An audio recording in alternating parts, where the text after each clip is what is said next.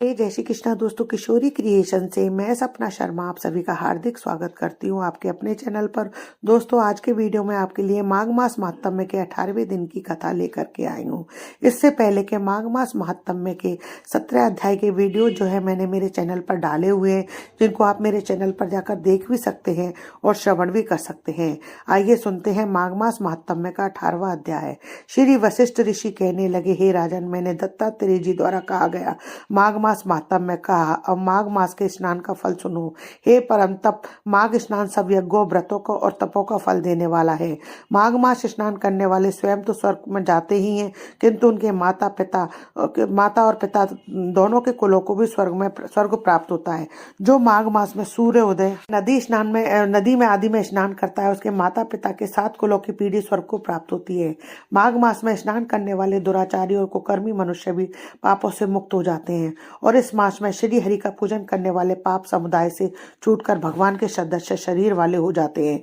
यदि कोई आलस में भी माघ में स्नान करता है तो उसके भी सब पाप नष्ट हो जाते हैं। जैसे गंधर्व कन्याएं राजा के श्राप से भयंकर कल को भोगती हुई लोमश ऋषि के वचन से माघ में स्नान करने से पापों से छूट गई थी।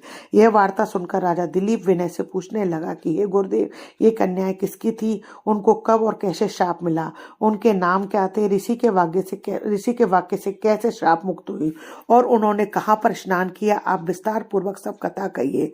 वशिष्ठ जी कहने लगे कि हे राजा, जैसे अरणि से स्वयं अग्नि उत्पन्न होती है, वैसे ही यह कथा धर्म और संतान उत्पन्न करती है। हे राजन, सुख संगीत नामक गंधर्व की कन्या का नाम विमोहिनी था। सुशीला तथा स्वरवेदी की सोमबरा, चंद्रकांत की सुतारा, सुप्रभा की कन्या चंद्र का ये सब समान आयु वाली चंद्रिका की जैसी क्रांति वाली सुंदर थी। जैसे रात्रि को चंद्रमा शोभायमान होता है, वैसे ही पुष्प की कलियों के समान खिली हुई यह अप्सराएं थी। ऊंचे पयोदर वाली पद्मनी, वैशाख मास की कामनी, यौवन दिखाती हुई नवीन पत्तों वाली लता के सदस्य, गोरे रंग सोने के सदस्य, चमकती हुई सोने के तारों से सुशोभित सुंदर वस्त्र धारण किए हुए, अनेक प्रकार के गाने और वीणा तथा बांसुरी तथा दूसरे बाजे बजाने में प्रवीण और ताल, स्वर और नृत्य करना में निपुण थी। इस प्रकार ये कन्या कीड़ा करती हुई कुबेर के स्थान में विचरती थी। एक समय कौतुकवश माघ मास में एक वन से दूसरे वन में विचरती हुई मंदिर के पुष्प तोड़कर सरोवर पर गौरी पूजा के लिए गई। स्वच्छ जल के सरोवर में स्नान करके वस्त्र धारण कर मौन हो बालू मिट्टी की गौरी बनाकर चंदन, कपूर, कुमकुम और सुंदर कमलों पर उपचार सहित पूजन करके ये 5 कन्याएं ताल नृत्य करने लगी। फिर ऊंचे गंधार स्वर में सुंदर गीत गाने लगी।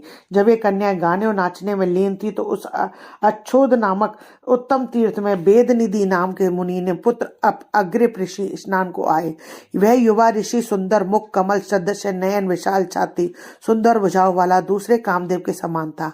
शिखा सहित दंड लिए, मृग चर्म ओढ़े, यज्ञोपवीत धारण किए हुए सबको देखकर 5 कन्याएं मुग्ध हो गईं और उसका रूप एवं यौवन देखकर कामदेव से पीड़ित हो देखो देखो ऐसा कहती हुई ब्राह्मण के चित्त में कामदेव का डर उत्पन्न करने लगी और आपस में विचार करने लगी कि यह कौन है? रति रहित होने से कामदेव नहीं, एक होने से अश्विनी कुमार नहीं, यह कोई गंधर्व या किन्नर या कामरूप धारण कर कोई सिद्ध या किसी ऋषि का श्रेष्ठ पुरुष, पुत्र या मनुष्य है। कोई भी हो, ब्रह्मा जी ने इसको हमारे लिए बनाया है। जैसे पूर्व कर्म के प्रभाव से संपत्ति होती है, वैसे ही गौरी जी ने हम कुमारियों के लिए श्रेष्ठ वर दिया है और आपस में यह तुम्हारा वर है या मेरा है अथवा सबका ऐसा कहने लगी। जिस समय उस ऋषि पुत्र ने अपनी मध्याह्न की क्रिया करके ऐसे वचन सुने तो वे सोचने लगा कि यह तो बड़ी समस्या उत्पन्न हो गई। ब्रह्मा, विष्णु, महेश आदि देवता तथा बड़े बड़े योगीश्वर भी स्त्रियों के भ्रम जाल में मोहित हो गए हैं। उनके तीक्ष्ण बाणों में से किसका मन रूपी हिरण घायल नहीं हो सकता? जब तक नीति और बुद्धि रहती है तब तक पाप से भय रहता है और जब तक तप की गंभीरता रहती है, यम विधि का पालन होता है, तब तक मनुष्य स्त्रियों के काम रूपी बाणों से भीगा नहीं जाता। ये मुझे उन्मत्त और मुग्ध कर रही हैं। किन गुणों से धर्म की रक्षा हो सकती है? स्त्रियों के मांस, रक्त, मल, मूत्र से बने घृणित और अशुद्ध शरीर में कामी लोग ही सुंदरता की कल्पना करके रमण कर सकते हैं। शुद्ध बुद्धि वाले महात्माओं ने स्त्रियों के पास रहना कष्टकारक कहा है, सो तब तक यह पास आए तो घर चलना चाहिए। अतः जब तक वह उसके पास आई, वह योग बल से अंतर ध्यान हो गया। ऋषि पुत्र के ऐसे अद्भुत कर्म देखकर वह चकित होकर डरी हुई चारों तरफ देखने लगी और आपस में कहने लगी, क्या यह इंद्रजाल था जो देखते देखते विलीन हो गया? वह विरह की अग्नि में जलने लगी और कहने लगी कि हे कांत, तुम तुम हमको छोड़कर कहाँ चले गए? क्या तुमको ब्रह्मा ने हमको भ्रय रूपी अग्नि में जलाने के लिए ही बनाया था? क्या तुम्हारा चित्त दया रहित है? तुम्हारा चित्त दुखाकर चले गए। क्या तुमको हमारा विश्वास नहीं? क्या तुम मायावी हो? बिना किसी अपराध के हम लोगों पर क्यों क्रोध करते हो? हे हृदयेश्वर, तुम्हारे बिना हम नहीं जीवेंगे। जहाँ पर आप गए हैं वहीं हमें शीघ्र ले चलो, हमारा संताप हरो, हमको दर्शन दो, दया करो।